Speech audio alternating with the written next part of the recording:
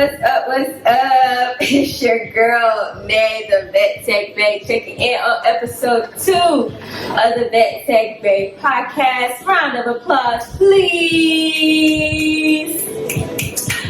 You guys, today is a very, very special day. I have two beautiful ladies on my couch, my beautiful tech babes, Miss Talia and Tiana. We're going to give a big round of applause for them.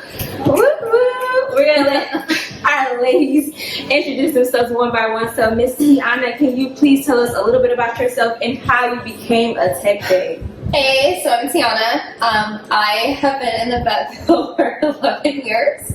I started off in general practice for 9 years, and then I decided to go over to emergency, and I just reached my 2-year mark, and I definitely like emergency a lot better. I like the cases that come in, and I like always being on the go, and I like only working 3 days and having 4 days off. Yes. All right, Miss Talia, if you can let us know, how in the world did you get in the tech field? Okay, so my name is Talia. I feel like me entering the tech field was a very incidental thing. So I moved to Atlanta from Miami about 5 years ago. And obviously when I moved here, I just started looking for jobs. I was on Indeed, like applying to everything that's on Indeed. So I applied to this preventative care clinic, and I did not expect to get the job there because I had no experience. And then lo and behold, I got the job at this preventative clinic. I'm working with animals, like doing vaccines and stuff. And I fell in love. So I've been in the vet field for like 5 years now. Started off in preventative care, then progressed to general practice. And then I found myself going back to preventative care, and then went into emergency, which I fell in love with emergency. Background on me, I went to school for nursing, for human nursing, but that was just not where my passion was. So getting into the vet field, I definitely find something that I'm passionate about. So I absolutely love emergency. I left emergency and I went into research. And then I missed emergency so much, I bumped back into emergency, and here I am. You know what they say, once you go to emergency, you cannot go back. All right, so y'all know by the title and by the intro, this is emergency edition of the Vet Tech Babe. So we're going to be talking about what are your emergency situations, what is truly an emergency, and what you should do in the event of emergency. So we're going to get a little bit about how emergency medicine is different from veterinary general practice medicine, and just some common things that we see on our day-to-day basis at work in the ER. All right, ladies? You can manage that. All right. First things first. What are some of the biggest misconceptions that we have in the ER? Definitely like the price difference. Emergency is definitely a lot more expensive than general practice, and the clients get mad at us about the pricing. Like, we do not come up with the pricing. Let me just put that there. Another thing is that people say vet techs are in it for the money. No, we're not. I'm sorry. I really that is wish. a really big misconception. I'm like, do you want to come work in the field for a day and see like how much I get paid? It's not. We're not in it for the money. We're in it for the job. So that's why we distinguish ourselves. Definitely to piggyback off of what Tiana said, like that we're in it for the money. Like, I've seen something recently where they compare the wages of human nurses to like vet techs, because if we get into depth, like we kind of provide the same services for humans that we would for animals, and the price, the wages does not compare at all. Like, human nurses make like double, triple, quadruple what we make, and we literally provide like the same service. So definitely being in it for the money is a big misconception, especially when we recommend certain things, and it's like, oh, you only recommending this because you're gonna get a payout from this company. That's not true at all. No. Like, There's no generally- kickbacks. We don't get no percentage off of every Right. C-section we sell. Like it don't go that way. So when you think that we provide you an estimate and that we're going to make a profit off of that, that's like really wrong. Like we don't. No. A lot of the services and the care that we provide wouldn't happen if we don't care. Sometimes we make exceptions for things, and it's just because we really care, and it's sick on our conscience when we don't get to do the things that needs to be done. And I'll just go ahead and say this: the veterinary field is one of the fields that has the highest suicide rates. Not only are we dealing with animals, but we do have to deal with the humans. Like, the vets in this field do get Get chewed treated out. really bad. Yes. Yeah. You So, will be surprised what people can say to you when it comes to their animal. And I mean, I get it to a certain degree. That's your baby. These are our babies too. We love them just as much as you love them. But you have to remember at the same time, we are people. We are people. That's why I said love on your vet tech. We're just trying. Like literally, most of us in the game, we didn't get no 6 months to 4 years in school to train on different species and see how things go and take all these classes that'll help us talk to people. We're really just winging it and doing the best that we can. And honestly, speaking for myself and these two ladies that I have on the couch, we're kicking ass, and that's just it. So like I said, just bear with us. This is all a learning game for the whole bunch. Every day too. Yes, everything Like is it's new. crazy. We all gotta roll with the punches. As I said, we gotta stay together. Y'all gotta be a family because I can't. All right. So, what is your favorite thing to come in the ER? You hear it on the phone saying it's 20 minutes out. What gets your blood pumping the most in the ER? Who wants to go first? Me. Let's just see you first. Although it may be terrifying to be on the other end, and for you, I must say my favorite thing to come in the ER is always stat cases. Like immediate emergency, like something have to be done this second, or else it costs you the life of So that. basically, Talia's living when they're calling that they're on the way, that they're running through lights, Freaking code. that we have to have the gurney at the door, and that we're all sprinting with fluid bags and catheter supplies and emergency drugs and the ECG, and she's ready to get on top first to do compressions. Exactly. What about the ones who don't call though and they just like show up? Even So, better. like- That makes it even better. My heart is like literally Like, let me not pounding, 'cause I'm prepare, like, like, catch when me they call- unexpected. when they call, Yes. I'm like, You're like waiting, you're like, I was like, how long has it been? How did it come? It's like, they said every 15 time I have a minutes, 20 minutes to go. Or Oh, when God. you just having a conversation with the owner, like face to face, and the animal collapses. I'll be like, Yes. I need a doctor. But I'm you sorry. That's like a time Tiana was up there stat checking the dog, and she saw, she's like, Oh, the one that was in the trunk? Oh my god. That dog Oh. was, yeah, it was in the trunk. It was like an 80-pound I was lab. about to say, We're- she picked up one. this 80-pound Yeah. lab and carried it to the back.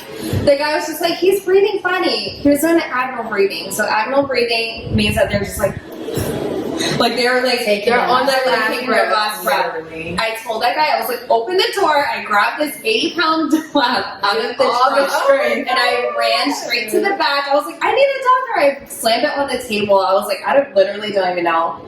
How you feeling the dog? I don't know. Were you there that night? Oh no. I guess you missed that night, but that was like when we all worked together, but it was insane. I'm like, it's amazing, like, amazing. I'm a Southern. Oh my, it is amazing like what your body does when it's like an emergency. So it's like we like literally live for that. Oh god, my hair. Sorry. Like, I had a situation like that. I was in the lobby triaging an animal, and it was a cane corso. So this just hits home. It was a blonde cane corso that came in for non-productive vomiting and just moving slow, so like lethargic. And I'm speaking to the owners, and then next thing you know, the dog collapses, and the dog is over 100 pounds. And I had someone like on standby to help bring me the dog back, because like they said it wasn't walking initially, but it walked through the door. So I'm speaking to the owner, and the next thing you know, the dog collapses on the floor, and me and this other girl like got the strength, and we carried the dog to the back. And oh my gosh, it was just crazy. It was just crazy. When y'all listen to these stories, pay attention. A lot of people do not judge us because of our height. Not like, literally over 150 barely. No. People We're are just like, picking up whole animals by ourselves. yes. A lot of people are just like, oh, do you need a man to do that? No. Honestly, there are very few Very men few. that are my vet babes. It's okay though, y'all. Y'all got y'all episode coming next. We're not forgetting about y'all. But these women, when it comes to these big dogs, oh, we're gonna make it shake. I'm sorry. Yeah. When it really comes down to it, we're gonna make it We're shake. gonna get it. I'm gonna piggyback on y'all with the emergency situations, like you're actually having to be in a rush. I think mine had to be the little bully bulldog puppy who accidentally was drowned with a hose, and we had him in oxygen, and he was fine for like a good solid 30 minutes to an hour maybe in oxygen. As soon as I took that dog out of oxygen to put it on the x-ray table, blood started pouring from the nose. I had to send somebody running to go get Dr. Boyd out of the room. We had to hurry up and start CPR on this. Literally, it was like 13 weeks old. Oh my god. And it was this freaking small. And when I say that is honestly my proudest moment in vet bed, because we got this puppy back to like a somewhat stable state. It ended up not making it, but the fact that we were so touch and go, that so many people were committed to like not giving up on this puppy. Because I feel like sometimes when it's a young dog, people are like, well, you know, it's still new to you, like you can just let it go and it won't have too much emotional deterrent on you. But like all of us were like, oh no, we're not leaving until this puppy starts picking up some pace. And honestly, I think that the owners love to see it, because people don't know, even though we take our animals and we do all these things in the back, we still have owners that will come back there and they'll peek through the window and they see that we're not giving up. Like, don't think that once those doors close, it's just like, oh, they're just doing whatever. Like, no, it's literally all hands on deck, let's go. I feel like that's like the main thing that I love about like Veg and like the open concept, because it's like I rarely have people saying how much longer, because like they actually see like what's happening, and like some of them actually share like the sadness of like the person who like literally just lost their dog in like 2-1. Exactly. So being like an open concept and them actually seeing they're not just doing this for the money, they're actually like legit working their, is this censored? Can I say asses? So like they're like legit like working their asses off. Like they're not just saying, oh, it's taking my dogs to the back, they hurt my dog. Like no, they're like legit seeing everything. So I don't know, that's like my main thing, is like them seeing exactly everything that's going on. So I'm like, and I think that's another big misconception is timing. yeah, People sit in the ER and they're like, there's no way that this should be taking this X amount of time for you guys to do this. And what you guys don't realize is, for one, the techs are working around the doctor's schedule. So even though we may be ready to do all the things, the doctor it's usually 1 to 2 doctors on the floor on a good day for maybe at least what we would have like overnight you just have one. yeah, So overnight it's like like worse. 10 things can walk through the door. And that You're one gonna take doctor that has priority. to spread herself through all of that. So Yeah. like you have to realize it's not that we're trying to make your time on purpose. There are certain steps that we have to take. Things take time. Getting sample collections, that takes time. Your doc doesn't want us to poke his neck and get this blood. Yeah. He doesn't want to lay on the x-ray table still so that we can just get these shots real quick and we can send them off. And And it's those always in order of urgency. Yes. that's another thing. There's a thing called triage. Just like when you go to the human ER That's right. and you're saying that, oh, I have a cough. The person who just walked in, even though you were sitting there for 2 hours with a gunshot wound, they gotta go in front You're of gonna take you. priority. It's the same way. So yes, the dog with a broken leg has to go in front of your dog who's had an ear infection for 3 weeks now. And that's why they always say waiting is a good thing in the ER. Unfortunately, if you have to wait those 8 to 12 hours, that's a good thing. If you have to go urgently, that more means like your animal is more critical than somebody else that's waiting. It might be frustrating, but it is what it is. We didn't forget about you. Just remember that. Yes, we still think that it's urgency to your situation. However, we have to be realistic and go after what is needed first. So, next we're going to get into how can you prepare for an emergency situation for your animal. So, what is the most important thing or the first step that you should take to prepare for an emergency situation for your animal? I would have to say knowing the closest location to you. People don't realize that honestly there aren't that many emergency hospitals, so knowing that you may have to drive an hour before you can get to an emergency hospital, you need to have that in your head. Like, hey, the nearest one is 45 minutes away. But There's different emergencies that throughout. have different time Yeah. frames. Find the closest one And if to you call them, like, we will definitely help you. And Yeah, like, we can redirect you to something that may Yeah. be closest to you. Definitely. what about the people who have like lizards and like rabbits? Sorry. Like, oh my god, ignore that. Like, So like a lot of people. sorry. Yeah. You're out of luck. So like a lot of people, like we literally had like a hamster one time, and like they drove from like Peachtree City. Shut your mouth.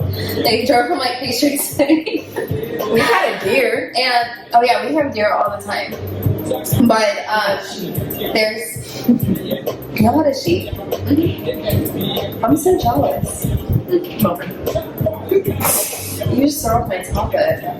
What was I saying? So research your hospital. Find the hospital closest to you. Research and make sure that they operate or they're able to see Yes. your specific species, breed, color, sex, whatever you got. Make sure that the hospital that's by you is actually going to be able to provide service for you, because you would hate to drive there. an hour to another place to find out there is nothing legally that they can do for you. Another thing is making sure that the hospital you're gonna go to is able to provide 24-hour care. Because sometimes, like, you will arrive at one hospital and they'll be able to like, diagnose your animal with whatever like illness, but they're not able to provide 24-hour care, especially if it's needed. So now you have to like transfer to another hospital, pay another exam fee.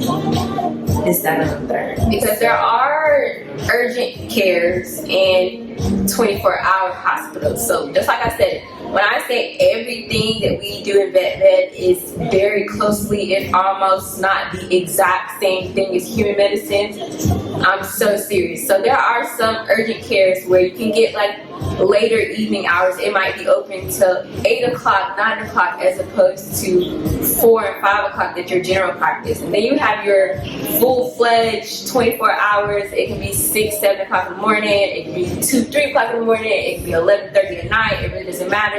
But always just don't be afraid to ask. Like, we'll try to help you out like the best that we can.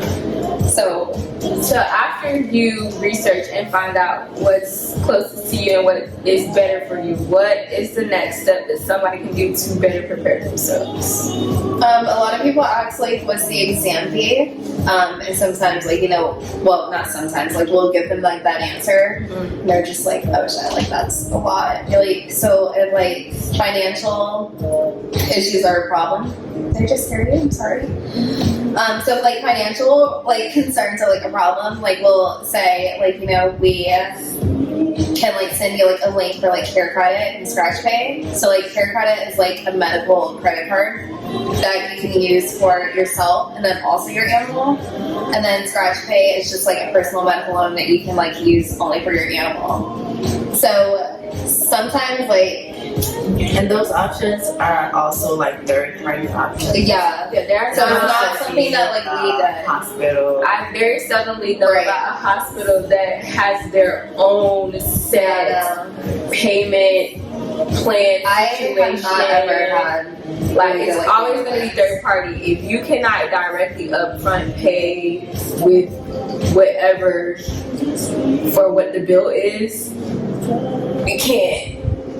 And We have no control unfortunately, over the that. reason why that is not offered is because, like, yes, you'll promise the hospital that you'll pay, but then when time comes around, you don't. And unfortunately, that affects the business aspect of the hospital. So, like, the hospital is not able to be ran if there's no money coming in. Like, yes, we're not doing it for the money, but also, like, the lights gotta stay on. Yes. People gotta get paid. Somebody has to pay for the So like oxygen you're fluid. literally paying for the service. You're not paying for us to have For extra us. money in We're not our even paying pocket. for our time. Let's be honest. Yeah.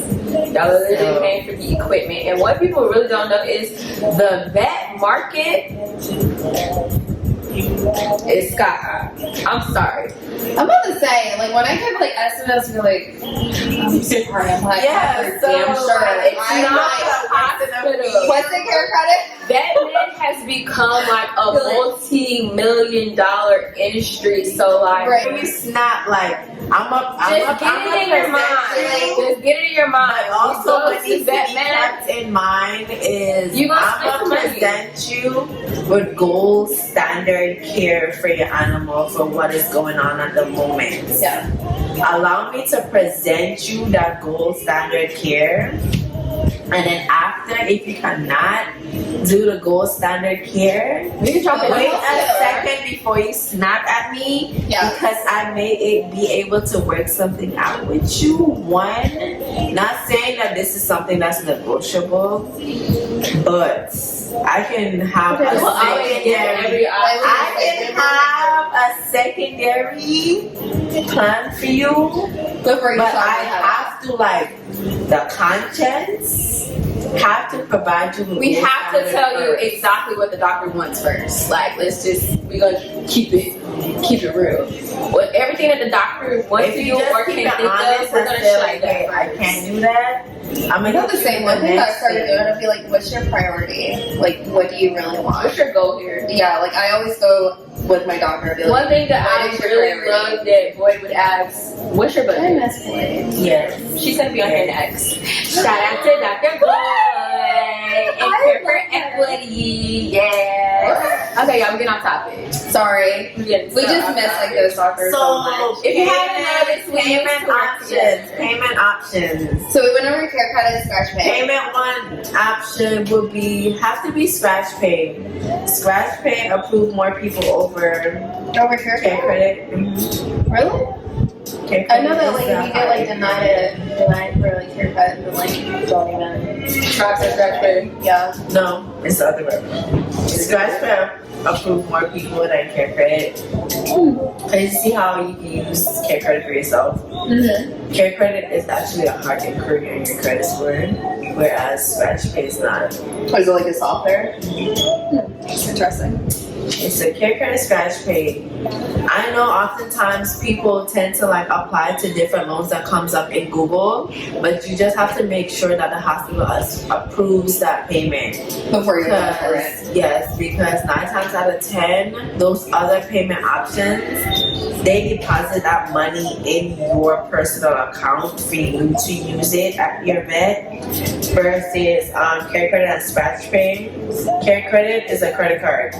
Scratch Pay is a one-time vet loan that goes through the hospital, so the money is available to the hospital. It's not available to you as a person. Yeah, they'll give you some type of login code or verification code that the receptionist or whoever is taking your payment from the hospital will have to put in, and then from there they can see your amount and then subtract and charge from that way.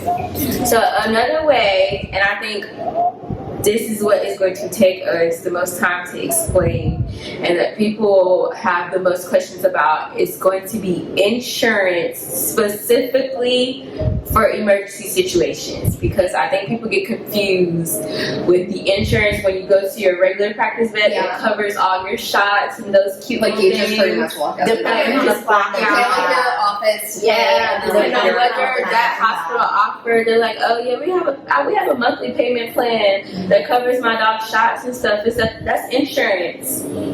No stink. You cannot use that at the ER. No. And even when you are at the ER and you have pet insurance, please understand this. You have to pay up front first.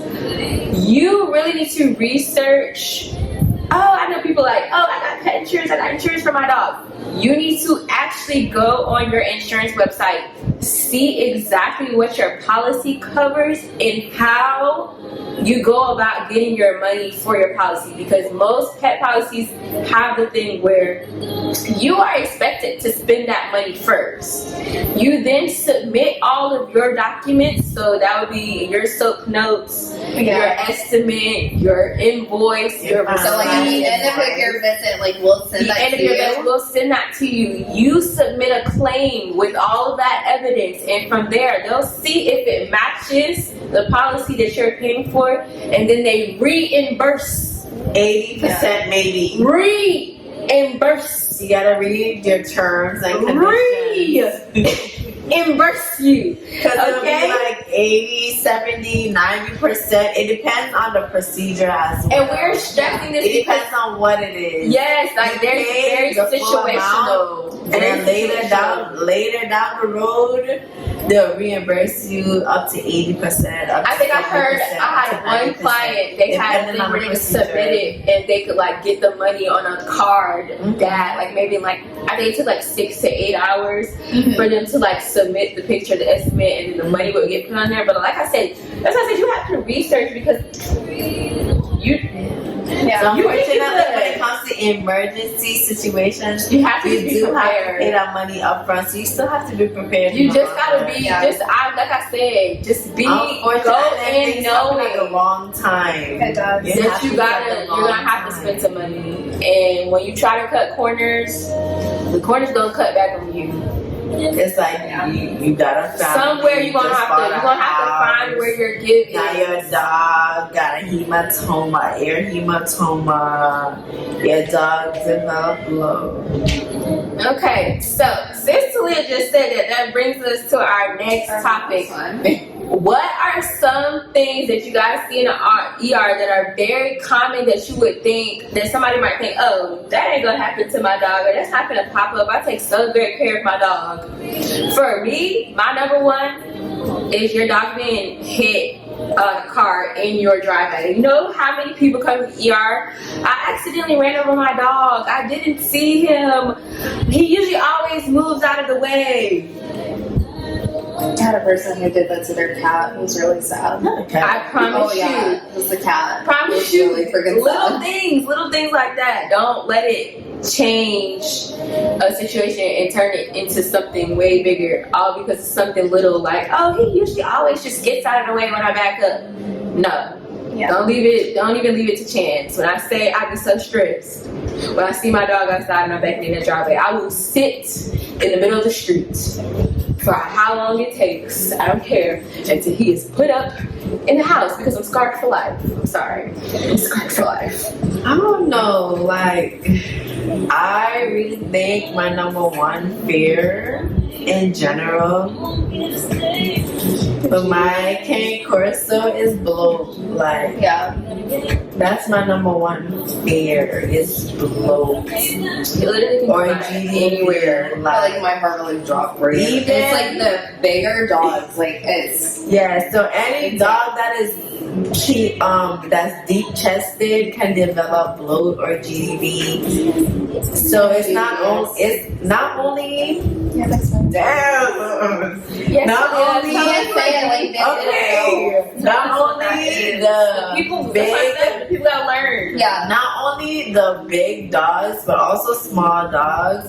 Any dogs that is deep chested, so like your Dachshunds, your Cane Corsos, Your Rotties, your German Shepherd. Rotties, Pitbulls. Saint Bernards, any dog that has a deep chest is prone to getting GDV, which stands for gastric dilation bulbus, otherwise known as bloat.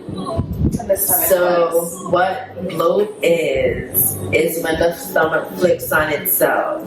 This usually develops after eating, during playing, after eating.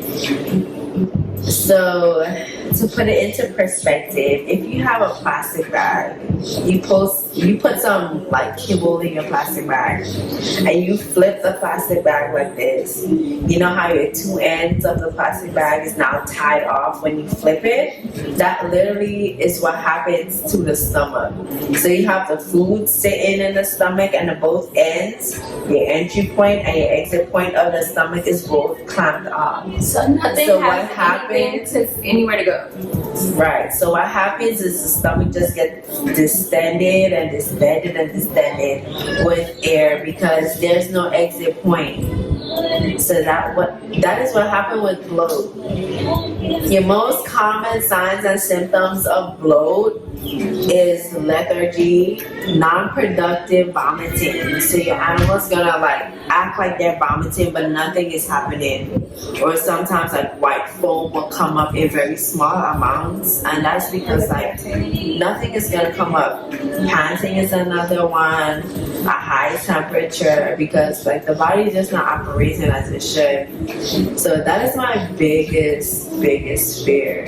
So some of the ways that you can like lessen the chance of a GDD is to wait 1 to 2 hours after feeding your dog. Give the food time to digest. Just like Before they you say, take you gotta your wait dog 15 outside. minutes before you go swimming. Your dog gotta wait 2 hours before he can go play. Yes. So wait at least 2 hours. Let the food digest, get moving throughout the tract. Yeah. Before you take your dog outside to play. On the podcast, she said she's been on the backside for too I long. have to say, she's like my best friend right now, and I'm like a little bit concerned. Pay attention to your animals, guys. A lot of things that you think may be something small can end up being the pivotal point between life and death, literally. So take everything with a grain of salt. I will say that. One thing I think saves a lot of people in emergency is that even though sometimes, and I admit I'm like this sometimes too, I may look at something that doesn't look big in the ER and I'm like, you're gonna just have to wait and sit there and we'll figure it out and things because I really don't think you need to be here. And they're just like, I know my animal, I know my animal, I know my animal. And it just end up, we get blood and all this stuff trying to get this animal, we figure it out, and it's like something crazy. And I'm like, Yeah. I had a friend tell me, I don't know what's wrong with my dog. She's not doing anything. She's just weird. She's just off. And I was like, I mean, you could probably just wait it out. She'll be better. He was Yeah. like, I don't know. And I was like, well, if you're concerned, take her. She ended up having a PIO. Literally was probably another day from rupturing and being over it. And I was like, dude, you Explain Ohio. Okay, so a big thing that we see in the ER, and I think this is also plays into something that you don't think can happen to you, is what we call a PIO or a pyometra. It's basically infection of the uterus, and it happens in female dogs that are not spayed. So I know the spay and neuter talk is a very sensitive subject. However, in this scenario, if you know that you have no plans to breed your female, or you were breeding her and you are no longer breeding her, please, on behalf of a female, get it out.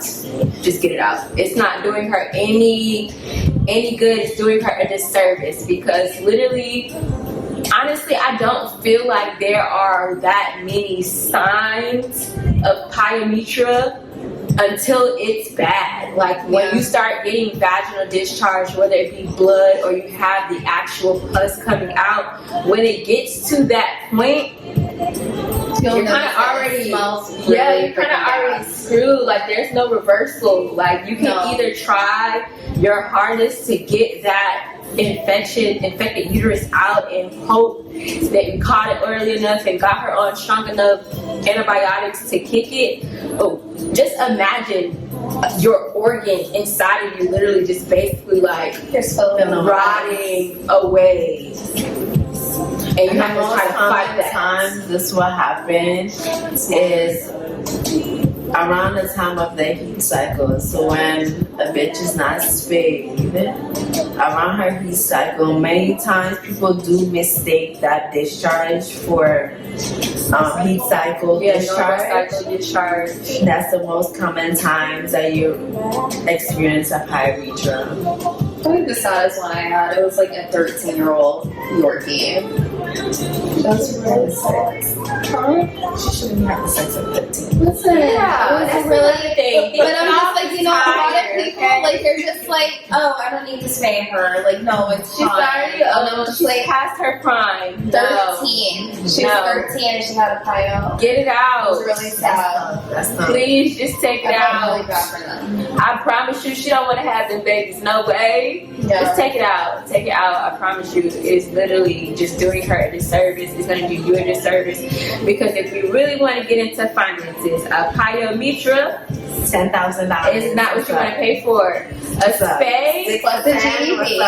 a spay maybe $50. A GDP gonna start at 10,000. You are going to cry. You're going to be like, oh shit. Be like, Broken limbs, trying to go to an orthopedic surgeon, Specialty. 15 and 18 bands off the top. So that's what we're saying. To piggyback off of the pyometras, not only are there issues with females, but also with males. It's less likely. For them to have But if you're not breeding your male take them dog, off. yeah. go ahead and neuter them. Take it off. When they get older, they can develop prostate cancer. I'm pretty sure you're familiar with prostate cancer as a male. It's fairly the same thing in dogs. And I know y'all guys getting y'all feelings about taking your boy dog's manhood. But when their manhood can cause cancerhood, it's okay. I promise you, they will not miss it. It'll even, depending on when you do it, it'll still even have like a little something there, so they can feel like they're doing something. They still might have a little jiggling, a little get up and they go. But I promise you, they will live the best life without these sex organs. Yeah. Take them out if you are not breeding. If you are actively breeding your pet, by all means, I don't care. Go ahead. I had a man tell me that. It was like 2 a.m. I swear, it's always me. I get these signs. And he's just like, I don't want to take his manhood. And I'm like, I couldn't even fix my face. I was like, I had a friend, my friend, she's a trainer. She was at the gym where I train at, and she's like, with her dog, and I was like, does he still have his balls? She was like, yeah, it's my brother's dog. I looked at my brother, I said, are you going to get him neutered? No. Are you going to breed him? No. Do you want him to be at risk for prostate cancer? Oh my God, no. Clip the balls. But I just clip the ball. the other thing is people who are just like, no, I want to breed them. Do you really know what you're doing? Who breeding? Do you in know ER? what you're doing? Breeding. Oh my, I can't. Breathing Be like, in ER. this wasn't even like on our topic, so that just put me there. I'm just like, do you know what you're doing? I think that's one of the best things that I love to come up in ER when somebody's like, I love resuscitating them. I love that part of the C-section, but I'm just like, do you know what you're doing? I'm like, babe, do you know what I it is? had recently, it was like this little Cocker Spaniel. This lady, she was just like, it like literally just started pushing. And I was just like, man, I'm like, she hasn't even started nesting yet. When she came in, when I tell you guys, she was like bare hand. Y'all know how I am. She was bare-handed, hand up the vagina. And I was like, what are you doing? I've seen somebody do that. She's I was like, I gotta get it out. And I was like, what are you gotta doing? get it I was like, I need you to remove your hand. I was like, I need you to just let her nest. I'm like, she can do this on her own. I'm like, it's only been 30 minutes since like this whole thing started. If you don't know anything about breeding, don't do it. I'm sorry. Go fix your baby. Yeah, that's gonna be a whole episode within. That's gonna be like a whole new And episode. back to I'm the sorry. topic I'm like, about the prostate cancer. so In I'm sorry. That's just like, In addition to prostate cancer, they can also develop what's called testicular torsion. Mm-hmm. So it's basically when the testicles like flip and tie on each other, cutting off like all circulation, which They're is just very like old men balls. They detrimental. get That is staggered. detrimental. They drop, they Situation. juggle around. Just get rid of them. yes, there's Telling literally you. no point. There's no point in having them if you are not going to breed. That's another way you can prepare.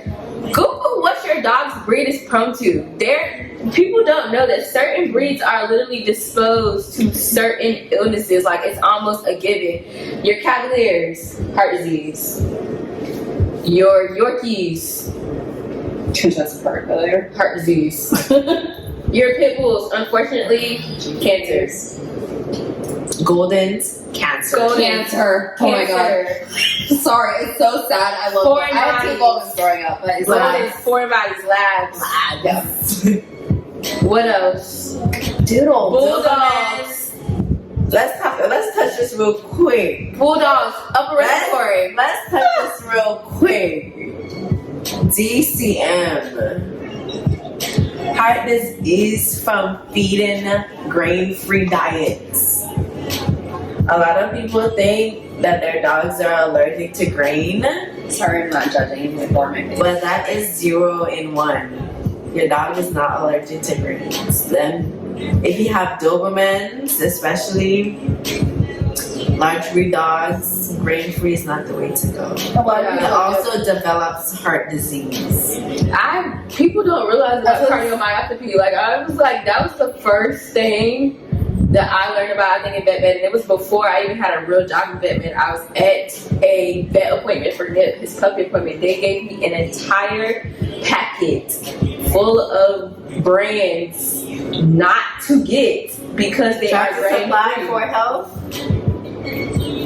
You want to stick to a WSABA compliant diet. So another misconception in vet med, these veterinarians get paid offering different food brands. That is not a thing. So I'm gonna say WSABA compliant brands that you should be feeding your dog because it has all the necessary nutritional components. Your Purina Pro Plan. I know there's Purina Dog Chow or Purina One. No, your Purina Pro Plan. Your Hill I Science am- diet. Hill Science. IAMS, yes.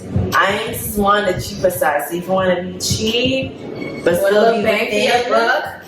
IAMS is the way to go. Isn't Blue Buffalo one? I don't know.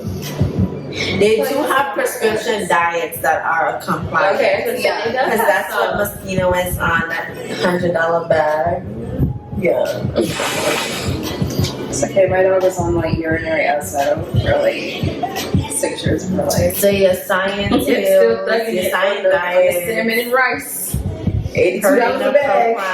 I am. So she was a low rider. She was like prone to like UTIs. I feel like, damn, there's nothing I can do about that. I can't think of it. Alright, real quick. We're about to play a game. So I hope my tech base are ready. The game is called, and I'm gonna put up the visuals because I did not make the cards.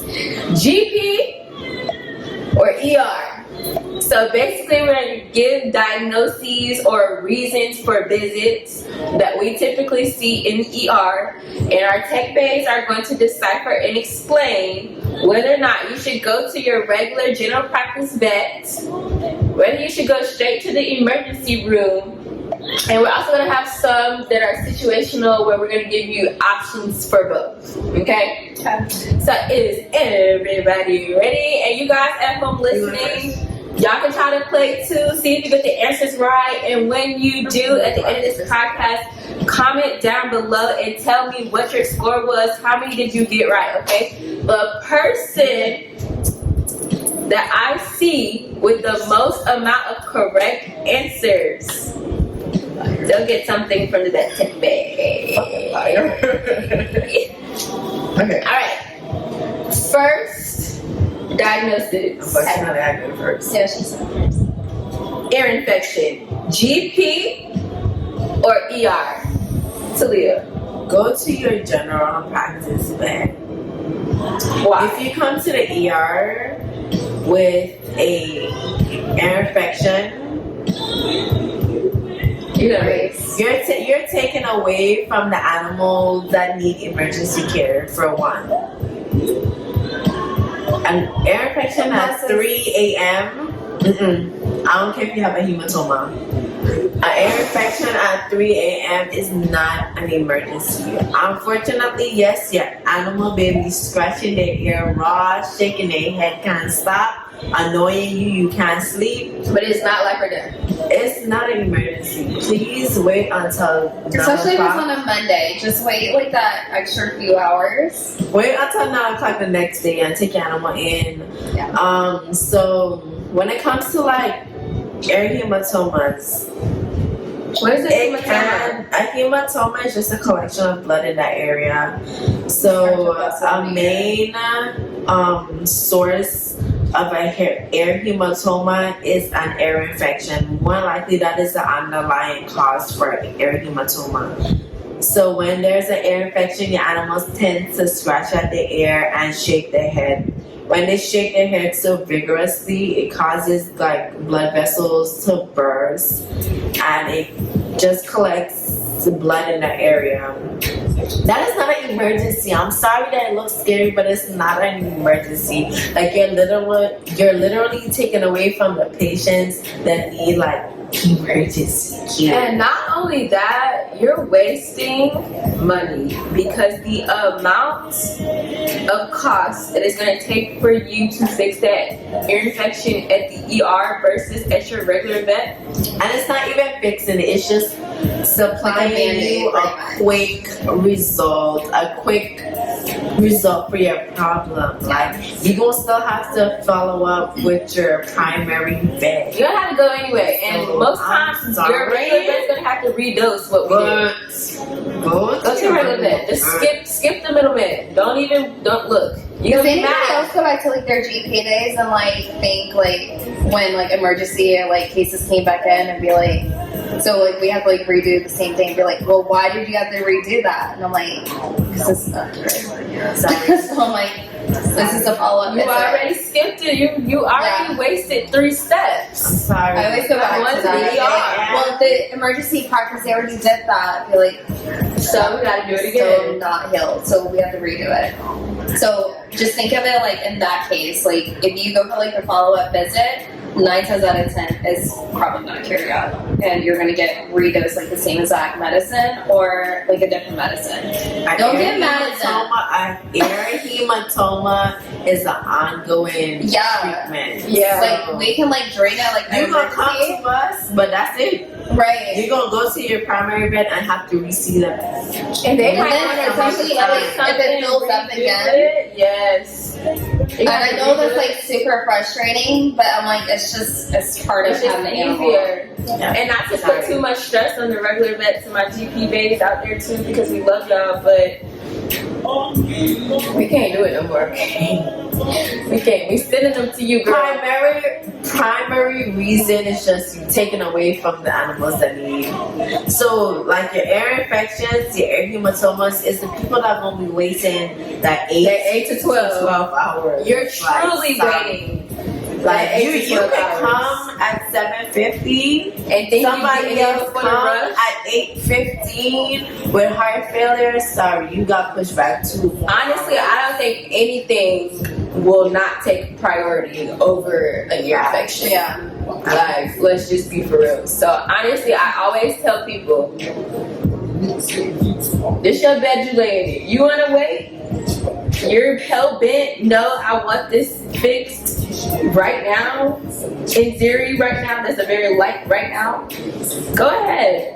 You can pay $500 to get this I actually shit like for when your people ear like infection. legit ask. They're like, should I just wait until like my primary care? Yeah, and ask. I was gonna say, do not ask. be afraid to ask. That's why I Like, say be we all have to drop this force field down. Like we're all going at the back of each other. yeah, We have to work together. If you know or if you're uncertain if you should truly be where you are, ask. One thing I used to love about working in the ER is how transparent I would be. I used to drop that professional stuff real fast. I would have a lady, it's a lobby full of people, her dog had like a, I don't even know, like a minor, like little dog scratch from the puppy.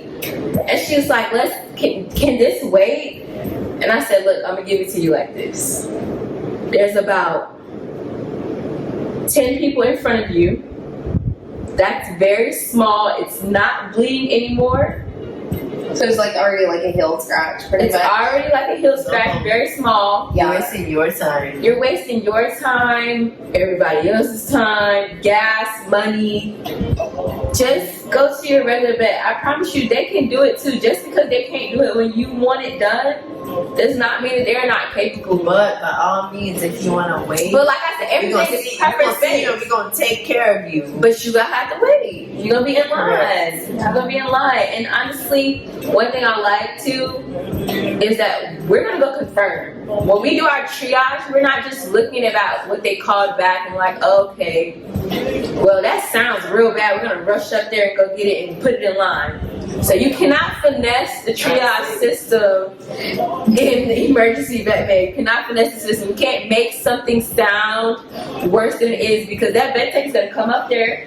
She's gonna get vitals. She's gonna get observations, and she's going to use her professional opinion, she or he, and tell you whether or not that is something actually serious and worth waiting. You may feel like that dog bite looks so bad that your dog needs to go back right now. We're trained to know. That's at the point where I get to my doctor though. Yeah. Be like, hey, can you come take a look at this? Tell me what you think. Mhm. Be real with the owners, Yeah. and I leave it like in their hands. Next question. Or next diagnosis, I should say. Tiana, is limping a general practice diagnosis, or should you take it to the ER? I feel like that is general practice. So I feel like I have a different opinion, but go ahead. Excuse the hell out of you. You already had your turn. Let's start there. Okay. I've had multiple. You're not gonna take the entertainment? You're not gonna take the entertainment? I feel like that is a general practice. Simply because like 9 times out of 10, they would call like at 3 a.m. and they're just like, hey, my dog is like now limping. And I was just like, okay, so when did that start? Like it just happened. So it's been limping for like a few days. I feel like that's a concern. Because like we have had ones that came in and like they've been limping for like a few days and like they tore something. Then we would have to send you to like a specialist. Or unless it's mixture based, I see you. If it's like a puppy and like they dropped it, I feel like that's definitely a concern. And like it's like limping afterwards. So I don't know. I feel like that goes in like both sections. Situational. Yeah.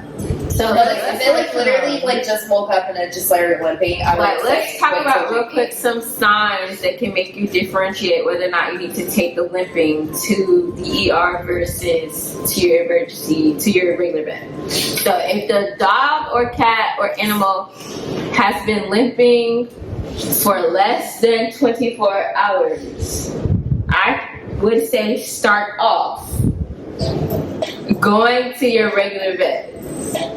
Now, if your dog is limping and is after a certain event, so limping after playing rough, limping after jumping off or onto something, or if it got dropped. or being dropped or stuck in something, I think no matter what, if you know there was a specific event, go ahead and go to the ER so you can get some x-rays. The worst one I've seen was like the cat like stuck in like a recliner. I don't care if you have your hand raised. It's my turn. So She like at an impasse. She thinks she can cross. you can talk. There's a lot of things going on at once. So, on the topic of limping, I've definitely had somebody come in. Their pet been limping for a week, and they came in. We did x-rays, and the leg is broken, and the leg been broken for a week. So, like, if you seen limping, So that's what she said, like the time period. yeah. But I mean, it could be limping for less than a day and broken.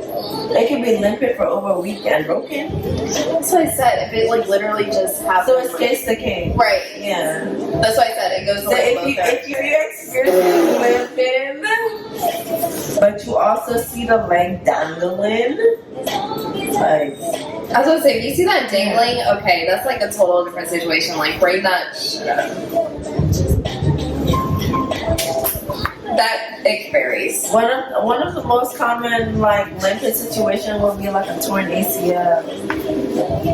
Yeah. That would only be that it's dependent. It's an emergency.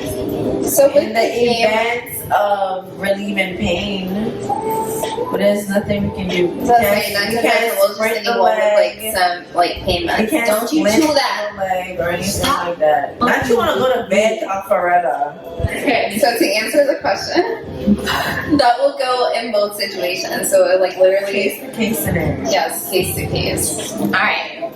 Next diagnosis. Vaccines. GP or ER. We can all say this in unison on the count of 3. 1, 2, 3. General GP. practice. Do not, under any circumstances, call the emergency office or come up there talk about, oh my God, I'm going out of town in 2 weeks. My dog's rabies vaccine that expired. It needs his parvo shot. Can't help you. Especially with parvo, we literally- the parvo. Like, Yeah. oh, my dog was exposed to parvo. Can You I get get a the parvo vaccine? vaccine? No, that's not how it works. That's not how it Parvo works, and we don't vaccines even are have it. antibodies. It prevents. It doesn't cure. All right, last one. Dental issues. Brush your So teeth. Is that GP or ER? GP. You guys, we don't do anything We don't do any dental-wise dental-wise. in the ER. We don't have the tools. We don't have the means. We don't have the interest. We don't want to know what's going on in their mouth. Your dog knocked the tooth, chipped the tooth, got rotten I teeth. can't think of a There's actually a lot of like emergency. techs, like emergency wise, who like never done like a dental. You know Never how done a much I dental? get to say? So I never done that. Really? Oh wow. Oh, I lied real bad. So to sum that up, GP is the way to go for your GP for dentals. all your dental needs, they are the best at it. We love y'all. So when they go for like their annual visit, that's part of like their annual like exam pretty much. Yeah. And Your pets start getting dental exams about age what? 2, I would say 3. 3, yeah, Yeah. depending on like The breed. what, yeah, your breed. If you have like a smaller Those animal, little small breed. they teeth Those get dogs like jacked Tiana up like? fast. They teeth get jacked up fast, so they have to go once a year to get them polished. Especially the people who love the Yorkies. Your bigger You gotta dogs. stay on top of that. Yorkies. The Yorkies. They Oh, get the 5 16-year-olds to that come 6. in and they look at me and they don't see them Their like, tongue just. if you bite me, just chop off my hand. It's fine. So I'm like, All right, y'all. We're gonna close this out finally. Thank you so much to everybody out there. If you're listening, if you're watching, if you sent the question in, if you told a friend, your mom, sister, brother, cousin, auntie, uncle, we appreciate you so much and thank you for listening to another episode of the Vet Tech Babe podcast. And we will be back next time. Bye.